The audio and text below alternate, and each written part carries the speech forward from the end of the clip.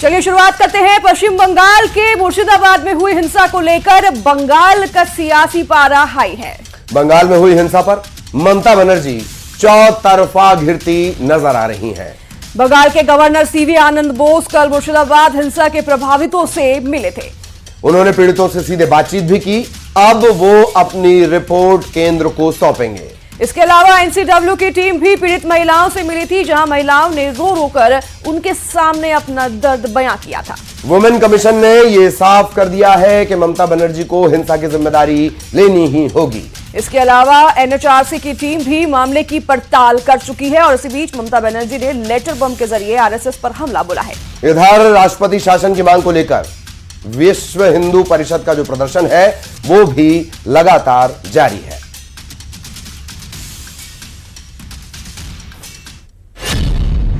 बंगाल हिंसा पर मुश्किल में ममता, वक्फ पर बवाल, सियासी उबाल। ममता और मुर्शिदाबाद पर महाभारत। बंगाल की सियासत में एक मुद्दा और एक किरदार पर हजारों सवाल उठ गए हैं। मुद्दा 11 अप्रैल को वक्फ कानून के विरोध में मुर्शिदाबाद में हुई हिंसा और सवालों के घेरे में एक किरदार बंगाल की मुख्यमंत्री ममता बनर्जी हैं। बंगाल के राज्यपाल सीवी आनंद बोस मालदा और मुर्शिदाबाद के पीड़ितों से मुलाकात के बाद बंगाल हिंसा पर अपनी ग्राउंड रिपोर्ट केंद्र को सौंपने वाले हैं। सवाल है कि राज्यपाल की इस रिपोर्ट में राष्ट्रपति शासन की सिफारिश है। सवाल ये भी है कि ममता बनर्जी ने राज्यपाल को मुर्शिदाबाद नहीं जाने की अपील क्यों की थी। They had some protection, now they want to have a sense of security and certainly some other demands or whatever suggestions given by them. All this will be considered. I will take it up with the government of India and the state government. See, what they need is, they said we want justice, they will get justice. We want peace, they will have peace. Certainly we will do everything that is possible to give them a sense of security. लेकिन मुर्शिदाबाद हिंसा पर ममता बनर्जी की मुश्किलें यहीं नहीं थमने वाली हैं। राष्ट्रीय महिला आयोग की टीम ने ममता बनर्जी को हिंसा की जिम्मेदारी देने तक को कह दिया। उधर राष्ट्रीय मानवाधिकार आयोग ने हिंसा के बाद मुर्शिदाबाद से हिंदुओं के पलायन के बाद पूरे मामले में पड़ताल शुरू कर दी है, जबकि एक याचिका में हिंसा की जांच सुप्रीम कोर्ट की निगरानी में एसआईटी से करने की गई है। हम मालदा गए थे और मुर्शिदाबाद भी गए थे। वहाँ की जो स्थिति है वो स्थिति बहुत ही कठिन है। जो सांप्रदायिक हिंसा हुई वो हिंसा बहुत डीप है। उसमें लोगों के घर तो तोड़े हैं, घर तो जल गए हैं, उसके साथ साथ उनके सपने भी जल गए हैं। बंगाल हिंसा पर चौतरफा घिरी ममता बनर्जी ने भी बीजेपी पर पलटवार किया है। ममता बनर्जी ने बंगाल के लोगों के नाम चिट्ठी लिखी, जिसमें उन्होंने हिंसा के लिए आरएसएस का हाथ बताया। दावा किया कि वक्फ कानून के जरिए हिंसा भड़काने और लोगों के बीच दूरियां पैदा करने की कोशिश की गई। हालांकि ममता के इस आरोप पर बीजेपी ने पलटवार किया। अमित मालवीय ने ममता बनर्जी पर लोगों को गुमराह करने का आरोप लगाया और उनका इस्तीफा मांगा। इस सियासी तनातनी के बीच मुर्शिदाबाद हिंसा का मुद्दा बेहद गर्म है और हिंसा के बाद जितना सियासी तनाव है उतना ही हिंसा को लेकर भी है।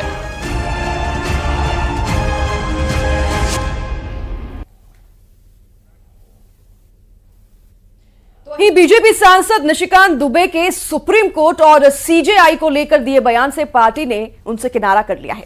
बीजेपी के राष्ट्रीय अध्यक्ष जेपी नड्डा ने सोशल मीडिया एक्स पर एक पोस्ट में कहा कि हम न्यायपालिका का सम्मान करते हैं और बीजेपी ऐसे बयानों का समर्थन नहीं करती है। वहीं जेपी नड्डा ने निशिकांत दुबे के साथ दिनेश शर्मा को भी इस तरह के बयानों से बचने की हिदायत दी है। जेपी नड्डा ने अपनी पोस्ट में लिखा, भाजपा सांसद निशिकांत दुबे और दिनेश शर्मा का न्यायपालिका और देश के चीफ जस्टिस पर दिए गए बयान से भारतीय जनता पार्टी का कोई लेना देना नहीं। उन्होंने आगे लिखा, यह उनका व्यक्तिगत बयान है, लेकिन बीजेपी ऐसे बयानों से न तो कोई इत्तेफाक रखती है और न ही कभी भी ऐसे बयानों का समर्थन करती है।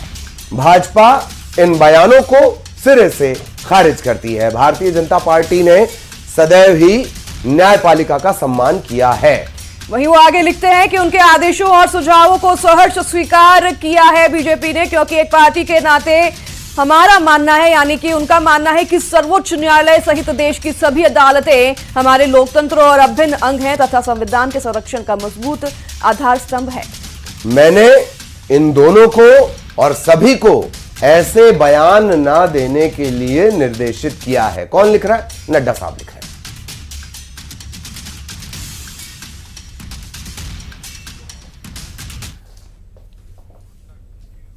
तो वहीं बीजेपी सांसद निशिकांत दुबे ने चीफ जस्टिस संजीव खन्ना पर अपना बयान दिया है।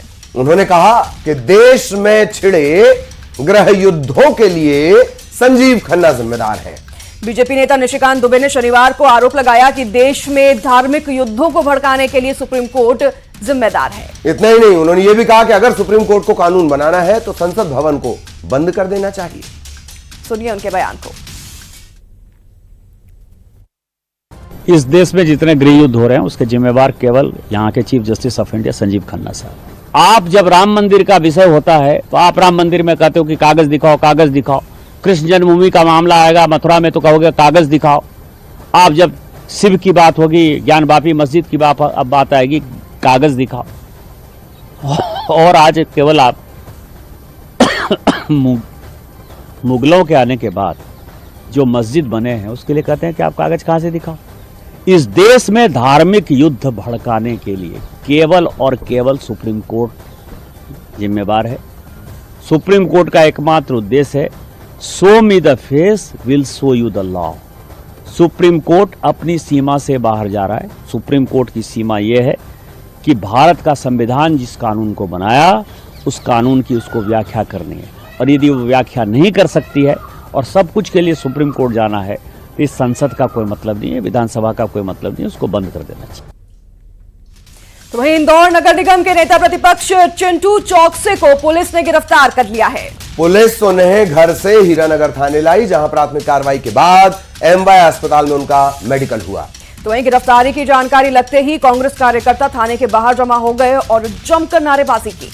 सज्जन सिंह वर्मा समेत कई कांग्रेस नेता पुलिस कमिश्नर कार्यालय पहुंचे। चिंटू चौक से दिग्विजय सिंह के करीबी माने जाते हैं और उनके खिलाफ बीजेपी कार्यकर्ता ने शिकायत दर्ज कराई है, जिसके बाद पुलिस ने चिंटू चौकसी को गिरफ्तार किया है। तस्वीरों में आप देख सकते हैं कांग्रेस के कार्यकर्ता पुलिस स्टेशन पहुंचकर जमकर नारेबाजी कर रहे हैं।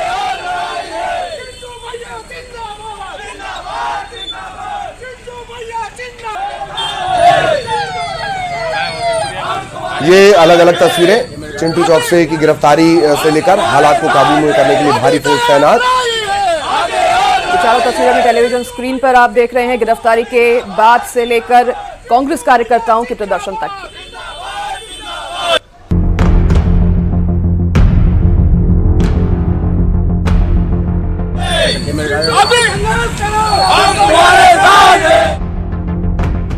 इंदौर नगर निगम के नेता प्रतिपक्ष चिंटू चौकसे को पुलिस ने गिरफ्तार किया है। पुलिस उन्हें घर से हीरानगर थाने लाई, जहां प्राथमिक कार्रवाई के बाद एमवाय अस्पताल में मेडिकल चेकअप कराया।